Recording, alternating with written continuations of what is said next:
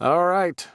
Da da da da da da. Psh. Hello, you fucks. Welcome to John Solo's Beer Brigade. I am John Solo. You are not.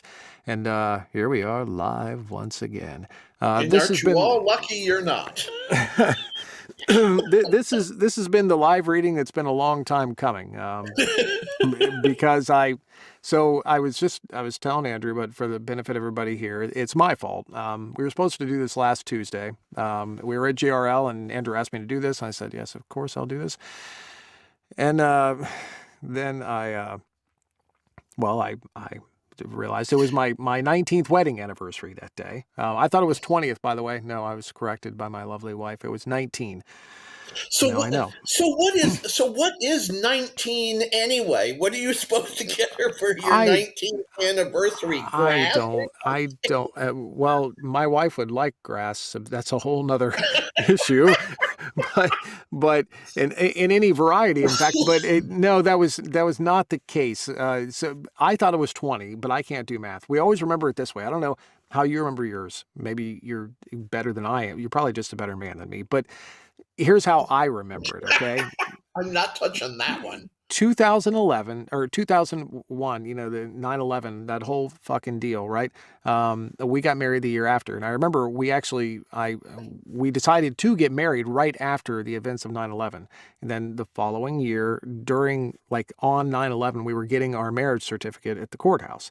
That's how I remember it. That's how I remember the date. But then you have to do math after that. So there's that. Cheryl Well, says it's bronze for 19. What the fuck does that oh, even isn't that nice? mean? What did you do for your 19th? Do you remember? I don't know. That was 6 years ago. I had my 25th this year. Yeah, you're a little ways further than me. Although, I probably thought I was at 25 and I just didn't fucking know it. Yeah. Well, Hey, but that check also this means out I'm too. older than you. Well, a bit. I've got Facebook comments now too, that pop up on our screen here on the right there. So now live, people can see I their guess they Facebook pop up on comments. yours, but not mine. Oh, there Yeah, they are. yeah, exactly. But I kind of rearranged the green room so you can kind of see them tiny on the top right there. But anyways, it's so the viewers can see them as well. But here's another cool thing: they don't go to YouTube. So when I drop them on YouTube, they don't go there. Look at that! I'm like fucking brilliant. That's really nice, Anyways, but well, yeah. yeah, my screen is sort of different. I get you and me and the comments, and they're all up in the corner, and they're so small to read with these old eyes. So, so as everybody would know too, because I'm John Solo. So on the green room screen, I'm fucking huge in there. I'm like the biggest thing on the green room screen that the guest sees. It's amazing. Yep. So yeah, then I rescheduled to Wednesday, and then I was doing the quitting vaping thing, which didn't go as anticipated, and I was a baby, so I canceled last Wednesday. So we rescheduled to Tuesday. We had some technical difficulties, and now we're here. So it is We are what it here. is. Yeah, thank you for being patient. So congratulations on the new release. Is everything going as anticipated? Are you selling lots of books? Are you going to be a millionaire Uh, now? no. Yes, yes, it's doing well. No, I'm not going to be a millionaire. Well, it At is least what it not is. off this book. Yeah. Hey, I saw you had a new audio release too with Dream Spinner. Congratulations. It's been a long Yeah, time, man. yeah, the second in the Bad to Be Good series. So those the first two of that series are out Excellent. in audio. Yeah, that's a good And deal. I saw it pop up and I was like, holy shit, Andrew's got audio out. Look at that shit. Good and job, the man. and the next one, the next in that series releases next month. So, Nice. You yep, are hopping right along. the 23rd we have Bad to Be Merry, and then on the 30th, I'm sorry, the 23rd we have Bad to Be Noble, and on the 30th we have a Christmas story in that universe called Bad to Be Merry. Wow. Christmas balls and jingle bells, something like that. Uh, Christmas mobsters. What more do you want? Hey, what did Dominic think of your kilt, by the way? Andrew went to a Ren Well, fair at he, GRL and then he bought a kilt. yes, and he thought it was cool. And tomorrow we're going to the Ren Fair here, so I've got the whole outfit. I've got the kilt shirt, the socks, the boots, the kilt, all of that stuff. I'm going full tilt tomorrow. Is it rolling right now, that Ren Fair in Pennsylvania again? The one at the winery that I went to a couple of years ago? Yep. Oh, Yep. It's man. rolling right now. Yeah. See, I should look at that. Jody and I should go. I can't this weekend. I'm actually working on a cowboy book for Jody Payne and B.A. Tortuga this weekend. So we're getting all cowboyed up in the booth here this week. But I wonder, I'm going to have to look up when that cuts off because that was a gorgeous little Ren Fair. It's really, really pretty there. I think it's only got a week left. I think it ends next weekend. This is about the end of it. Yeah. Same for the Ohio. Jody went to the Ohio one this year. She said it was so packed that she could, it was unbearably packed. Like you'd have to stand in line for a half hour to get a water kind of packed at the Ohio one this year. So hopefully it isn't quite that bad at the Pennsylvania one. Who knows? Who Yeah. knows? Well, so we're getting into this. It's nowhere to run, as is customary. I'm going to read the breakdown here so everybody knows what we're getting into. And at this point, you're obviously into the series, so you kind of know what it is. But somebody asked, is Jane asked, is Dom getting dressed up as well for the Ren Fair? No. That's the quick answer. Actually, if you want to, Dominic always dresses up as one thing. He dresses up as the curmudgeon he always is. Oh, and Anka asked for pics. She said pics or it didn't happen. So you're gonna have to put up pics in your group so Oh, everybody I knows. will. I'll put up pictures. I'll get Dominic to take pictures. Excellent. He And loves he loves all of that, so we'll get some pictures up. I'm gonna post this up into your group as well, this video. And for everybody that's listening to this in Andrew's group, I'm sorry there's a ticker down at the bottom with all the stuff that happens in my group, so you're gonna have to deal with that. But it is what it is. There's me all over the place. I sprayed myself all over the screen. Let's let's see what we're getting into. Nowhere to Run by Andrew Gray. Roy Unger is greenhorn running from his past. He's gotten a ranch job and works hard to prove himself every day. Since leaving home in a hurry, he's come to realize that his job is the only thing standing between him and starvation. He isn't going to mess it up, no matter how much Brad might drive him to distraction.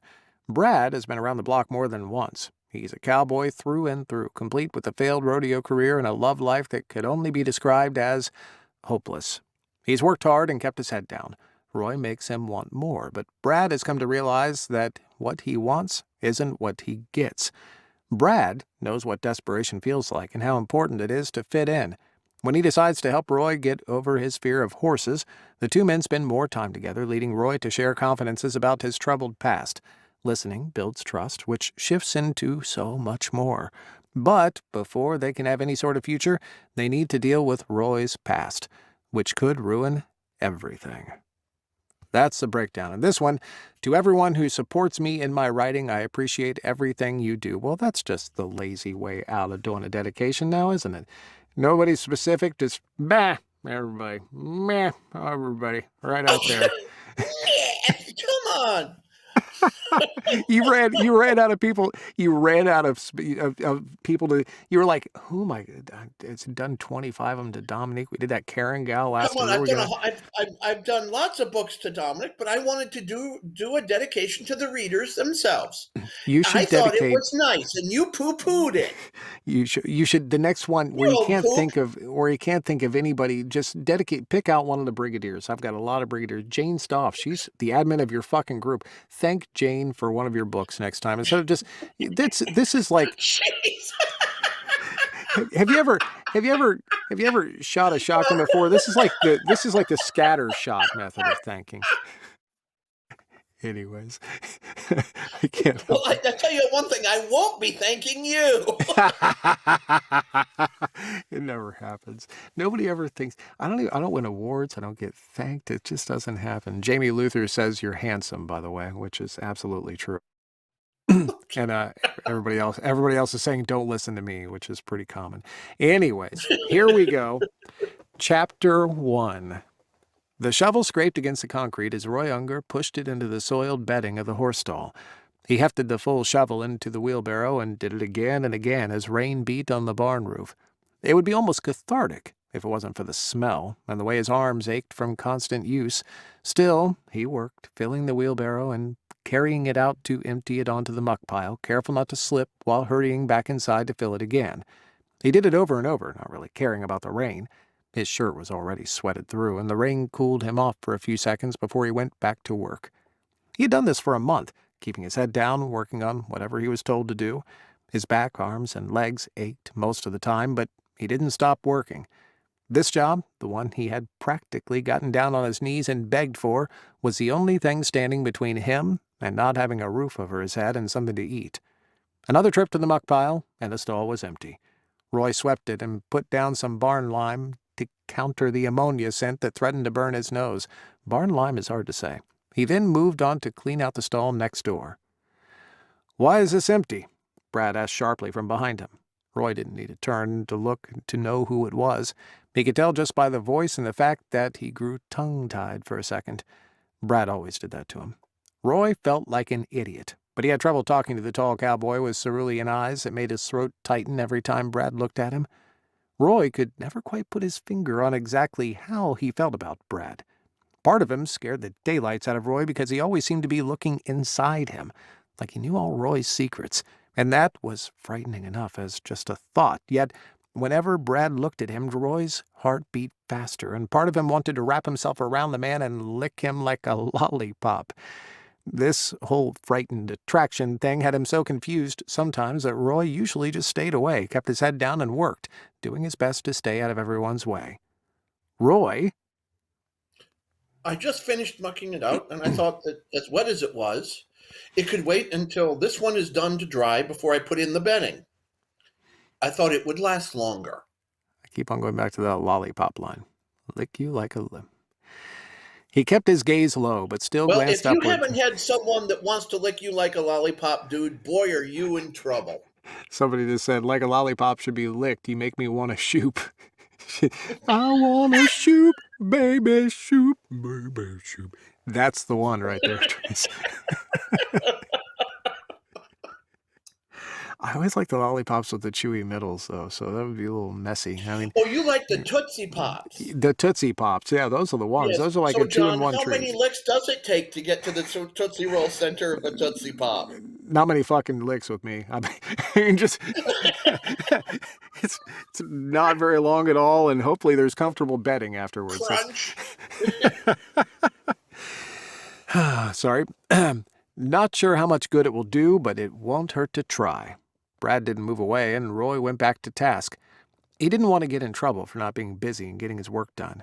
"We're going to be taking some of the horses out just as soon as this rain stops." Okay, I'll get these done and then work on those. Roy gripped the handles of the wheelbarrow and hefted the load, maneuvering it out to the pile. The rain had trailed off and was now just a sprinkle. He dumped the load, and when he returned to the stall, Brad, thankfully, was gone. It took 5 wheelbarrow loads to empty a stall, and then he could put down the lime and the fresh bedding. Once the 2 stalls were done and fresh bedding put down, he moved on to the next 2. Thankfully, they weren't really dirty, so he spot cleaned them like Ben had told him and had some fresh bedding before checking the other empty stalls and giving them a spot clean as well. His arms ached something fierce from all that fetch and carry, but he didn't dare stop, getting the buckets and making sure all the stalls had fresh water. Brad, Roy called as Brad strode into the barn. look at this. He pointed to a water trough in the second stall. He didn't dare enter the stall with one of the stallions inside. The horses made him nervous. Yeah, he knew he was probably stupid to take a job in a horse barn if the beasts scared him, but he hadn't grown up around animals. He was a small town boy, and horses, as well as most other animals, were foreign to him. Bragg gave him one of those looks, but peered into the stall, then opened the door and led the stallion out to one of the fresh stalls. "Empty the manger of all the hay and water. Clean it out good." What happened? Roy sighed as he began emptying the water into a dirty bucket and getting all the hay and feed into the manger. "The trough is leaking and the hay is rotting in this heat. The water is contaminated, so the horse won't eat or drink either one." Bragg came back around as Roy hauled away the water. "Good job." He clapped Roy on the shoulder and headed up the aisle. Roy took the moldy hay out of the muck pile, and by the time he returned, Brad was replacing the trough liner with a fresh one. Once that was done, Roy refilled the water and added hay to the manger, then took a few minutes to spot clean his stall before Brad brought the horse back. He seems to be happier now, Roy said, watching the chestnut horse eat and drink. "As you're working, keep an eye on him. He should be okay." Brad patted the horse's nose, and Roy got a couple of carrots and handed them to Brad before heading off for more work. "You can give Jupiter a treat," Brad said. Roy just shook his head, heading away. He didn't want the guys to know he was so timid around the horses. The other guys were all so confident, and he was a little ashamed of the fact that he knew so little. Besides, it was best if he just did his work. It wasn't like he was supposed to take care of the horses. His job was to keep the barn clean, and now that the stalls were done for the day, he set the wheelbarrow aside, grabbed a broom, and swept down the center aisle to clear it. The boss liked it that way, and Roy didn't want to give anyone any reason to chuck him out on his ear. Well, he figured it was best if he didn't cause anyone to notice him at all. By the time he was done cleaning up, Roy was exhausted. He had worked solid since sunup, and only a quick break for lunch. His belly rumbled as he put all the tools away and made sure everything that he had taken out was back where it belonged. Then and only then did he leave the barn to walk the short distance to the bunkhouse, where he had a tiny room way in the back that had probably once been a closet of some sort, but had been turned into a room with a twin bed, a small dresser, and a lamp. Not even a window of any sort. The only saving grace was that he had an air conditioning vent, so the room was blessedly cool. Roy waited his turn to wash up from the day. Brad and Jessup were looking at him, and Roy finished cleaning up, wondering what he had done wrong. "It's your turn to cook," Jessup said. There were only the three of them, and the others had been alternating since he got there, or if it was a Sunday, they went to the big house for dinner. Roy had never cooked in his life. I Roy said softly. Jessup huffed and pressed a cookbook into his hands. Roy looked at the thing like it had dropped in from outer space. He leafed through the pages and then set it aside because it was as useful to him as trying to rope the sun. Instead, he went to the basic kitchen area, opened the small pantry and refrigerator, and tried to remember anything his mother used to do. He found some cheese and bread, so he got a pan on the stove to make grilled cheese sandwiches. He also found some cans of soup and started heating them up to go with the sandwiches. "Is that supposed to be dinner?" Jessup snarked. "Better than the slop you managed to come up with 2 days ago," Bragg countered. Jessup pulled himself up to his full height. "That was chili, and it was damn good, and you know it." He crossed his arms over his chest while Roy turned back to the stove. He started with 4 sandwiches and stirred the soup on the stove. Stirred the soap on the stove. That's exactly what... Words are hard, okay? "That may be, but there's no need to act that way," Brad told Jessup. "Do you want to do all the cooking? I'm sure that could be arranged." It was nice the way Brad stuck up for him, and it made him smile, but Roy wasn't going to argue. He was not a good cook, well, not a cook at all, and Jessup's chili was probably going to taste better than what he made, but it was food. He flipped the sandwiches and managed not to make a mess of them. Roy got bowls and plates, passing them out, and then brought the soup to the table along with the first sandwiches. "Thanks, Roy." I'm sorry I can't cook much. He made some additional sandwiches while the others started eating. He was hungry himself, but waited for the second batch before sitting at the table for his own dinner. "You should read some cookbooks and figure out how to make something," Jessup said. Roy just looked down at the table, chewing slowly. They may as well have asked him to fly to the moon rather than figure out how to cook. "Knock it off. You go out a lot of nights anyway, and having a simple meal like this isn't bad, and you know it." Brad took a second sandwich, the bread crackling as he ate it. "This is fine, Roy. Thanks for cooking." He smiled and returned to the food while Roy dared to lift his gaze, watching the others. He said nothing, but nodded to acknowledge Brad. Jessup ate 3 sandwiches and 2 bowls of soup before taking his dishes to the kitchen area and placing them in the dishwasher. Without another word, he sat in the small living area and turned on the television. "Don't worry about him. You did just fine," Brad said as he finished the last sandwich. Roy shrugged, and once he was done, took care of his dishes and washed the pans before starting the dishwasher and leaving the bunkhouse. He didn't want to watch television with Jessup, and Brad usually disappeared into his room, so Roy wandered out to one of the paddocks to watch the horses. The beasts might scare him, but at least they didn't judge him. That was a blessing in a way. He leaned on the fence, the warm night breeze blowing over his skin. He jumped at the sound of a crack behind him, whirled around and crouched to run. Instead of a person, King, one of the boss's German shepherds, stood a few feet away. Roy put his hand over his heart. You scared me, boy, he said gently, and King approached.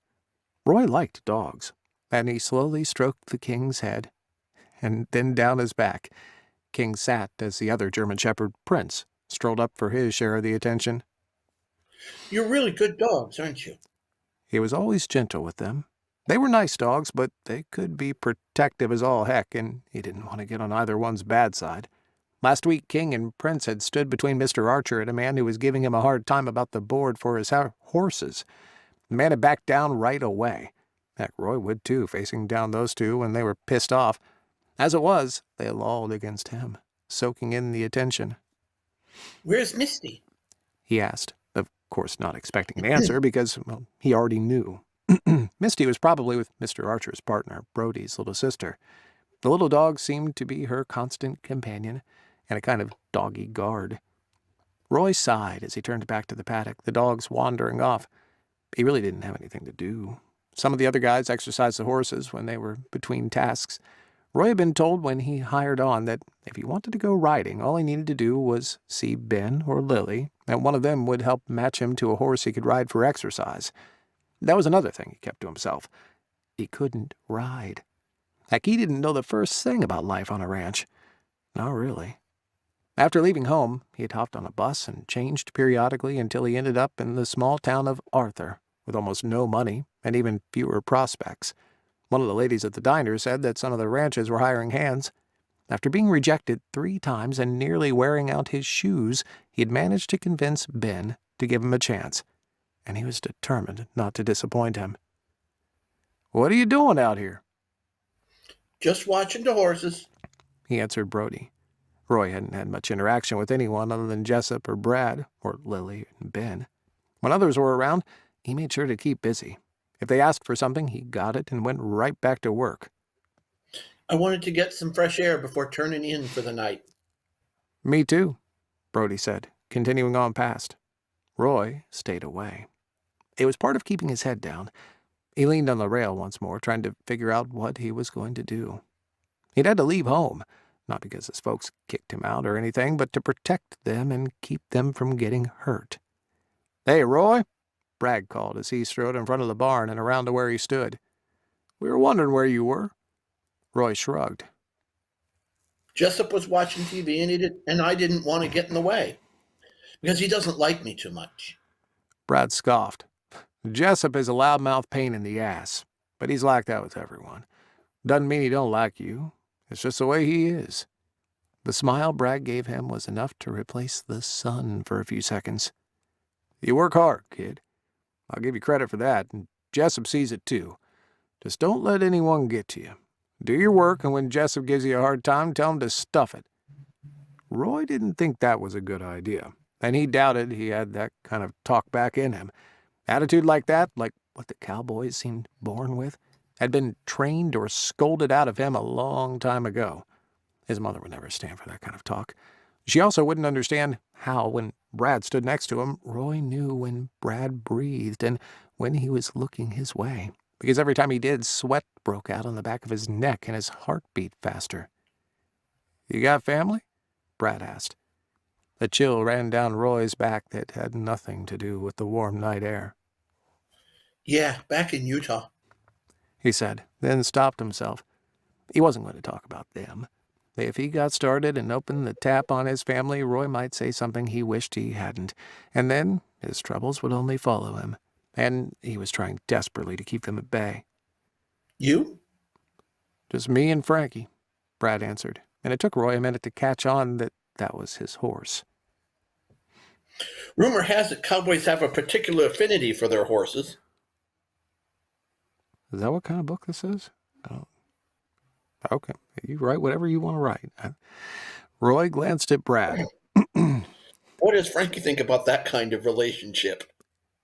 He was trying to be funny, but when Brad didn't react, Roy wanted to slink away.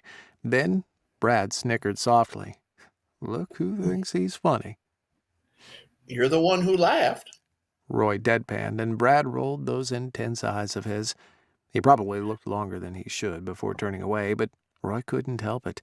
Then Roy pushed off the rail and turned back toward the bunkhouse.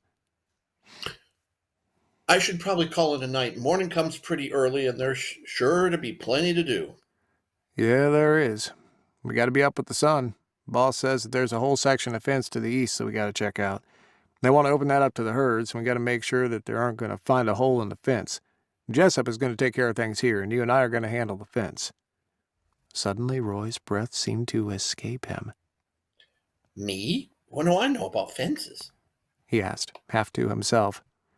"You'll learn fast enough, I'm sure. The boss said to come to breakfast about 6:30, so we got to be up and ready. It's going to take some hours to handle the fence, and it's best if we do it before it gets too danged hot." Brad sounded so reasonable, but Roy's belly was doing flips. Brad hadn't shown interest that way, as far as he knew, toward anyone, and Roy had to get himself under control. He didn't trust himself to say anything at the moment with the way his throat was so dry, but he nodded and headed back to the bunkhouse, trying to look like he was hurrying.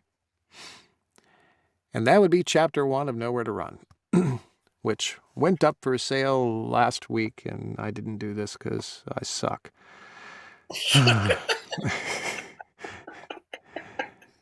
Because I suck. Let's see here. Keep the teeth away. You're good. I suck, you suck, we all suck. Okay, we can conjugate that one. Chew till the end of, yeah, and I was getting a little concerned about the horse thing there for a minute, but you steered that away nicely. Anka says she wants to hear more about the sex and not just about the work alone or something to that effect. I think I maybe put some words in her mouth there. But yeah, congratulations on the release, and thanks everybody for hanging out with us. Is it I'll ask you officially. Oh, Misky says it's an awesome book, which I'm sure it is. I'm going to put this on YouTube as well, if you're all right with that, of course. And then you can have that on my channel too. And of course, I'm going to post it in your group. And Gary Furlong says, "More horses." Gary, you're a sick bastard. Those guys from Ireland are weird. You know? There's plenty of horses. There's plenty of horses. Now this is a strange jump here. I'm not trying to suggest that you're writing anything about sex and horses, okay? I'm not. It's just a joke. But I had a buddy when I was younger that was into unicorns. Have you ever met those guys before? They do the tail thing where it's a weird... I didn't know this was a thing, and I was maybe 16, 17 years old. I'm going to ride home. We were playing role-playing games, and not those kind of it was just like Dungeons and Dragons, and that was it. And he needed a ride home, so I was giving him a ride home, and then I'd noticed that he was a grown man. He was about 20-something, and he had, like, lots of pictures of unicorns and shit in his place. I didn't. So I asked, "Dude, you into unicorns?" And he said, "Yeah." And then he started explaining to me, there's some people that get together, and one will act like they're a unicorn, apparently, and they put the tail thing, and it's a deal. I didn't know this. So I'm sure that this isn't that kind of book, right? I mean, no, this is not that kind of thing. To each their own. I've never actually narrated that kind of... Now, I've narrated a unicorn shifter, but I've never narrated anyways. Thank you for coming on, man. I appreciate this. You've never narrated unicorn play, huh? I've never once, and I think I may have... Gary Furlong said he's narrated a book like that, and I'm sure you have. Because we're whores for money, Gary. That's what it comes down to. For Gary, there was no acting required.